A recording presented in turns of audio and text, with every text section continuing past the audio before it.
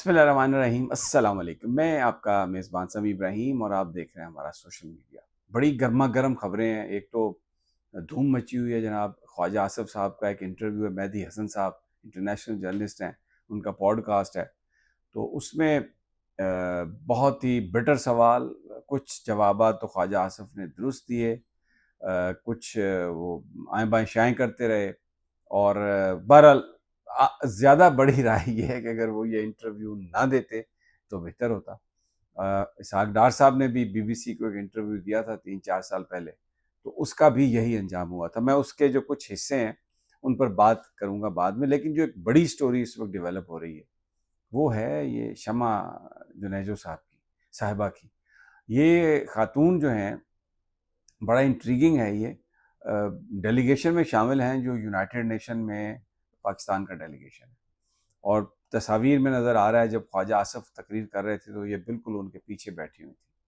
اب اگر ہم ان کے ٹویٹس پر نظر ڈالتے ہیں تو اس میں وہ اسرائیل کی بہت تعریف کر رہی ہیں، نیتن یاہو کے ساتھ وہ سیلفی کھنچوانا چاہتی ہیں، ملنا چاہتی ہیں، انہوں نے اسرائیلی سفارتکاروں سے بھی ملاقاتیں کی ہیں، اور وہ پاکستان کے ڈیلیگیشن کا حصہ ہیں، لیکن کوئی ان کو مان نہیں رہا کہ یہ کہاں سے آئی ہیں۔ جو وزارت خارجہ ہے انہوں نے کہا جی ہمیں نہیں پتہ یہ خاتون کون ہے۔ خواجہ آصف صاحب یہ کہہ رہے ہیں میں بھی نہیں ان کو جانتا، اسحاق ڈار صاحب بھی کہہ رہے ہیں میں بھی نہیں جانتا، لیکن جو تصاویر ہیں وہ خواجہ صاحب کے ساتھ بھی ہیں، اور ویری سرپرائزنگلی جناب وزیر اعظم شہباز شریف کے ساتھ بھی ان کی تصویر ہے۔ اچھا، یہ لائم لائٹ میں آتی ہیں، معاملہ بگڑتا ہے اس طرح کہ جب ابھی نواز شریف صاحب نکلتے ہیں، لندن پہنچتے ہیں، تو وہاں پر ہوٹل میں، چرچل ہوٹل میں کچھ ایشو ہوتا ہے تو سب لوگ باہر نکلتے ہیں، تو ان میں شمع جنیجو صاحبہ بھی۔ اب یہ ان کے پاس برطانیہ کی شہریت بھی ہے، پاکستان کی شہریت بھی ان کے پاس ہوگی، لیکن یہ برطانیہ میں رہتی ہیں۔ تو جب یہ چرچل ہوٹل سے باہر نکلی تو بہت سارے لوگوں نے سوال کیا کہ آپ لندن میں رہتی ہیں، آپ چرچل ہوٹل میں کیسے؟ تو انہوں نے کہا کہ جی میں اس لیے کہ کیونکہ میں وزیر اعظم صاحب کے ساتھ ہوں، ان کی سیکرٹ فائلز میرے پاس ہیں، تو میں گھر نہیں جا سکتی تھی، تو اس لیے میں یہاں پہ چرچل ہوٹل میں رکی ہوں۔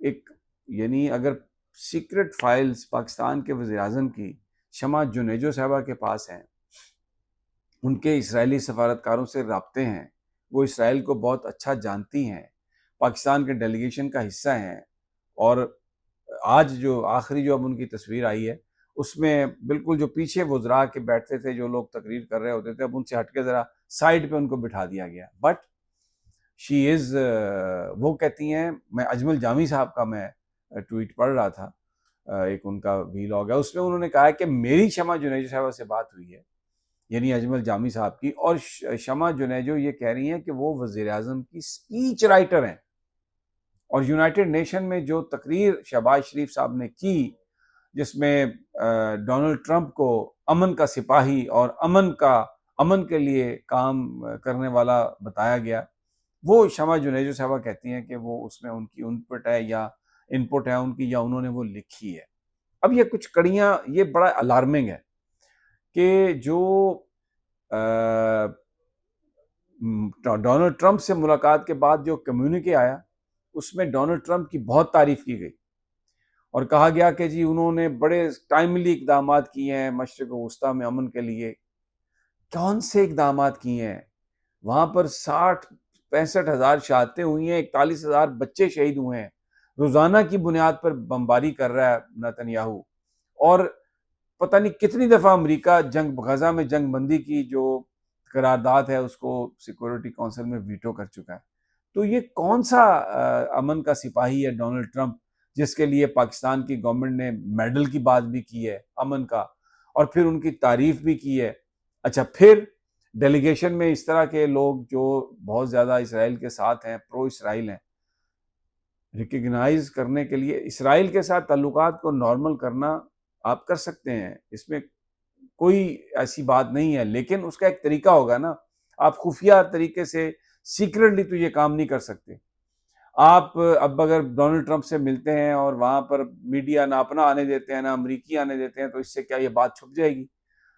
بات یہ ہے کہ اگر ابراہیم ایکارڈ کو امریکہ نے میں یہ کھل کر بات کر رہا ہوں، ایکسپینڈ کرانا ہے، پاکستان سے اسرائیل کو ریکگنائز کرانا ہے، تو ایسے نہیں ہوگا چوری چھپے کہ چند بندے جا کے تو یہ کر لیں۔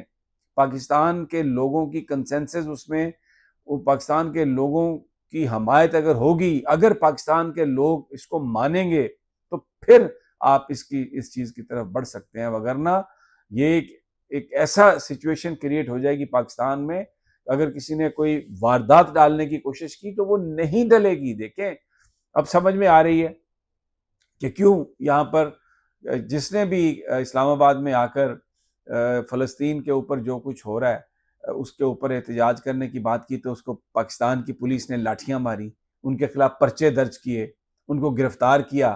ہم سمجھ نہیں آ رہی تھی کہ کیوں۔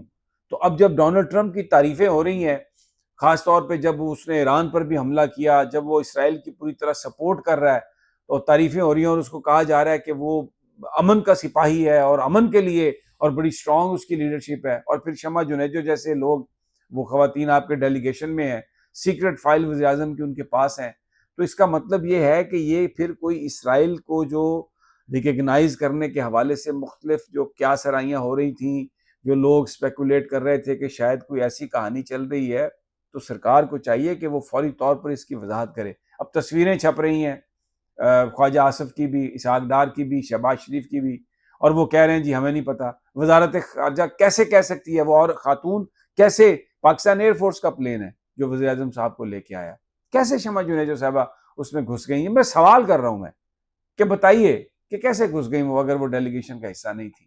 اچھا پرو اسرائیل کوئی ہے تو یہ میں اس پر اعتراض نہیں کرتا، وہ اپنی رائے کے ساتھ زندہ رہ سکتا ہے، لیکن اگر پاکستان نے اس کو ریکگنائز کرنا ہے تو لائیے پارلیمنٹ میں، لائیے ڈیبیٹ کیجئے، لوگوں سے بات کیجئے، ان کو کنونس کیجئے۔ اگر وہ کنونس ہوتے ہیں لوگ اور اکثریت اگر یہ چاہتی ہے تو بالکل آپ ریکگنائز کر لیں، کوئی نہیں۔ آپ بنگلہ دیش کو بھی تو ہم نے ریکگنائز کیا نا، ہمارا حصہ تھا، ایک سازش کے نتیجے میں وہ علیحدہ ہو گیا ہم سے، لیکن اس کو ہم نے ریکگنائز کیا۔ تو اگر سارا عرب اور سب اگر فلسطینی بھی اسرائیل کو ریکگنائز کرتے ہیں تو ڈیفینیٹلی ہم بھی کریں گے ریکگنائز، لیکن اس کا ایک طریقہ ہوگا نا۔ یہ تھوڑی ہوگا کہ شمع جنیجو کو گھسیٹ دیں، ادھر چلے جائیں، صحافیوں سے نہ ملیں، ادھر ملیں اور چپ کر جائیں۔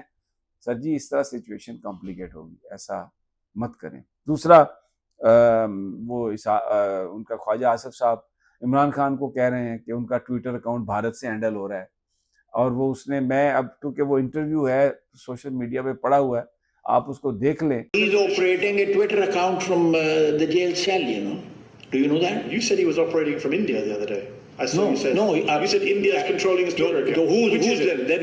What is the truth? You tell me. You just made two different allegations. No. I'm saying that. Is it Imran in his prison cell or is it India? You know, it is one.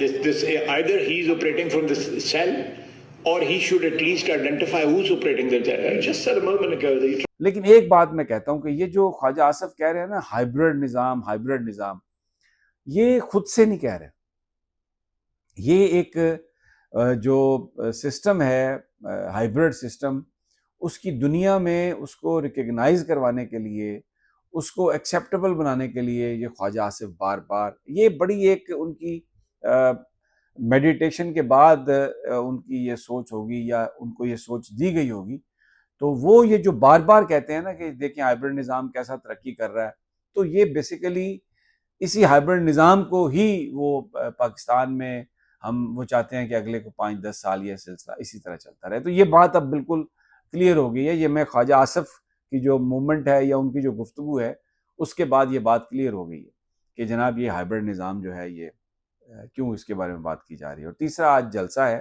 Tehreek Insaf کا، پشاور میں بڑا جلسہ ہے، ساری رات وہاں پر مختلف ریلیاں نکلتی رہی، بہت بڑی جلسہ گاہ ہے، تو کچھ اختلافی چیزیں بھی آ رہی ہیں اس میں، احمد خان نیازی کو اوپر نہیں جانے دیا گیا، مجھے نہیں پتا کوئی انتظامی معاملہ ہوگا، لیکن بہرحال ایک بڑی تعداد میں آج لوگ وہاں پر متوقع ہیں۔ عمران خان صاحب کی صرف تصویر ہے اور کسی کی تصویر نہیں، تو جیسے جیسے یہ انفولڈ ہوگا انشاءاللہ یہ آپ کو ساری خبریں دیں گے۔ تو یہ شمع جنیجو کے حوالے سے میرے کچھ سوالات تھے، اب دیکھیں انتظامیہ اگر اس کا کوئی جواب دینا چاہے تو۔ اگلی ویڈیو تک اجازت، اللہ نگہبان۔